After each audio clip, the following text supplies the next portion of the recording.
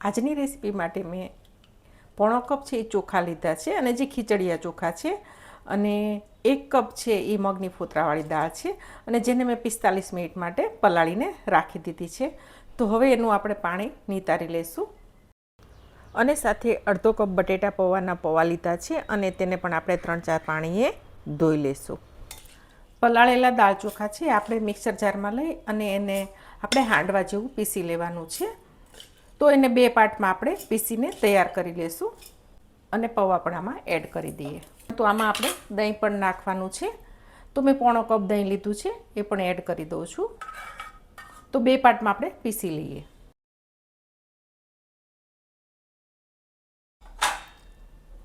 તો આ રીતનું આપણે જે હાંડવા ઢોકળાનું કરીએ છીએ એ રીતનું મેં દરદરું પીસી લીધું છે. તો એને એક બાજુ રાખશું. એક દૂધી લીધી છે. આપણે આખી દૂધી નથી લેવી, પોણા ભાગની દૂધી લઈ લેશું. 200 ગ્રામ જેટલી દૂધી છે. તો દૂધીને આપણે ખમણીને તૈયાર કરી લેશું.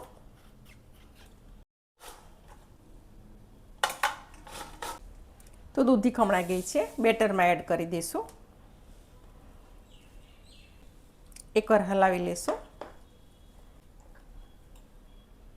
તો આ રીતનું એક ચોપરમાં આપણે બધું ચોપ કરી દઈશું. ધાણાભાજી, 2 મરચાં છે, લસણ છે, ડુંગળી નથી નાખતી. લસણ ડુંગળી ન ખાતા હો તો તમારે લસણ પણ નહીં નાખવાનું, તો પણ નાસ્તો સરસ તૈયાર થશે. અને 1 ઇંચ આદુનો ટુકડો છે, જેને હું ચોપરમાં બધું એકસાથે ચોપ કરી લઈશ. તો બધું આપણે બેટરમાં મિક્સ કરી લઈશું.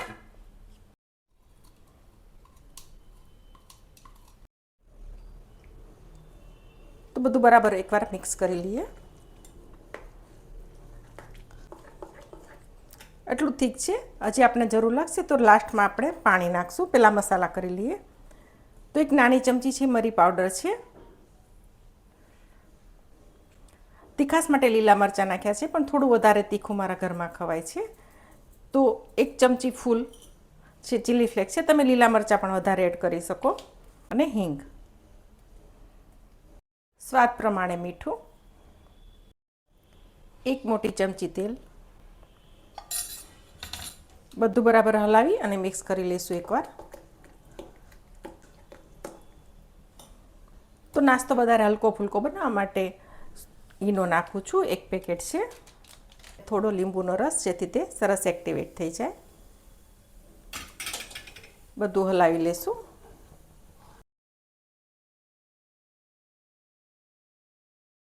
બધું બરાબર હલાવી લીધું છે. આ રેસીપીમાં તમારે દાળ અને ચોખાને પલાળવા ફરજિયાત છે.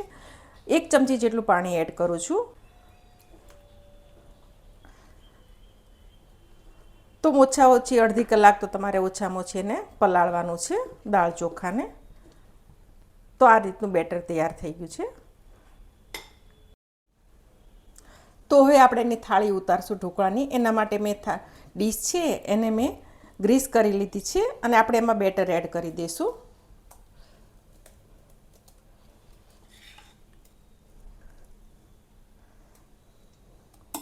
તો એટલું બેટર છે 3 થાળીયામાંથી આરામથી ઉતરશે. તો આપણે સ્પ્રેડ કરી દઈશું. તો પાણી ગરમ થઈ ગયું છે, આપણે થાળી અંદર ઉતારી દઈશું.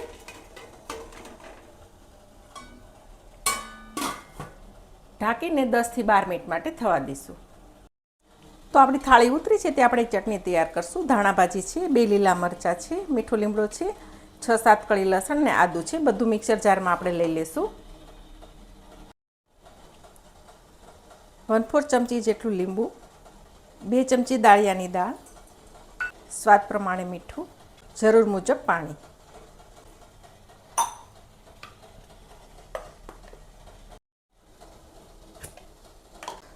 ઢોકળા સાથે મેચ થાય એવી ચટણી તૈયાર થઈ ગઈ છે. 10 મિનિટ થઈ છે. ગેસની ફ્લેમ ધીમી કરશું. આપણે જોઈ લઈએ ચડી ગયા છે કે નહીં.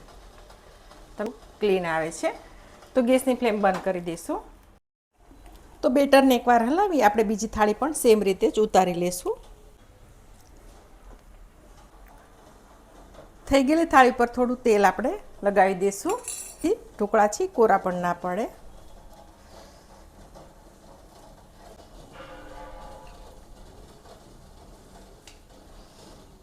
આ રીતે હું નાની નાની રીતે પટ્ટી પાડું છું.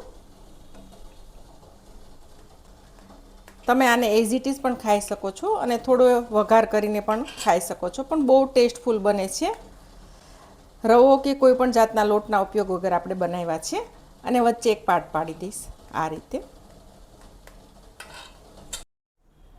તો થાળી ઠંડી થઈ ગઈ છે, આપણે એને ડિમોલ્ડ કરી લેશું. તમે જુઓ તો એકદમ સરસ બધા તૈયાર થઈ જશે. મેં તમને કીધું એમ તમે આમનામ પણ ખાઈ શકો અને એક નાનો વઘાર કરીને પણ ખાઈ શકો છો. તો હું તમને એક તોડીને પણ બતાવું. જો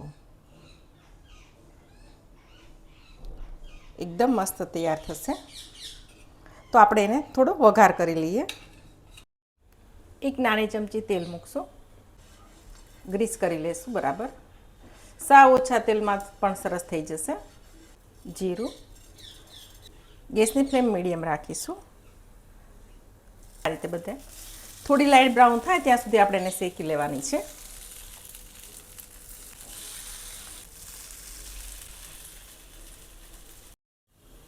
તો થોડા એને ઉલટ પુલટ કરતા રહેવાનું છે. આ રીતે સેજ બ્રાઉન થાય પછી આપણે એને ફેરવી લેશું. આ રીતે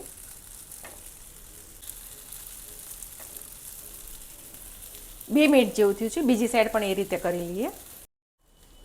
તો બીજી થાળી પણ બનીને તૈયાર થઈ ગઈ છે.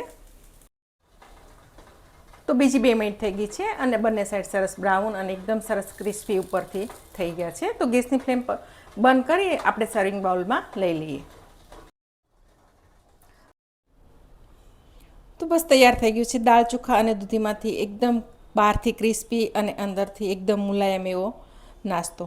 જો આજનો તમને રેસીપી ગમી હોય આજની રેસીપી, તો ચોક્કસથી વિડીયો લાઈક અને શેર કરજો. એકદમ ટેસ્ટફુલ રેસીપી છે અને ફટાફટ તૈયાર થઈ જાય છે. અને બેસ્ટ વાત એ છે કે તમે 1 ચમચી તેલમાં પણ એને બનાવી શકો છો અને એકદમ સરસ થઈ જાય છે તૈયાર.